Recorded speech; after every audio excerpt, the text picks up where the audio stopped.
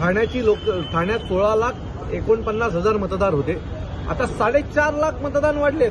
कुठून आले 4.5 लाख लोक नवीन मतदान करायला? त्यांची नावं कोणी घुसवली?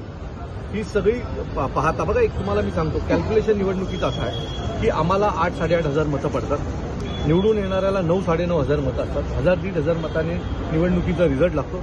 ही जी काही 1,000-1,500 मतांनी हे निवडून येतात ना, ती बाहेरनं आणलेली बोगस नावं आणि त्यांच्या जीवावर हे मागील अनेक वर्षापासून निवडून येऊन आम्ही ठाण्याचे मायबाप आहोत असं दाखवण्याचा जो प्रयत्न काही लोक करत आहेत तो चुकीचा आहे. याच्यामुळे चांगले कार्यकर्ते जे 5-5 वर्ष लोकांची कामं करतात, मेहनत करतात, लोकांमध्ये जातात, लोकांची कामं करतात आणि अशी मुलं मग या अशा बोगस मतदानांमुळे निवडणुकीमध्ये पडतात आणि मग चांगला उमेदवार वॉर्डाला मिळतच नाही. कोणाची तरी बायको जी कधी रस्त्यावर आलेली नसते, जिचा काही राजकारणाशी संबंध नसतो, ती नगरसेवका होते आणि 5 वर्ष ती घरात बसून राहते.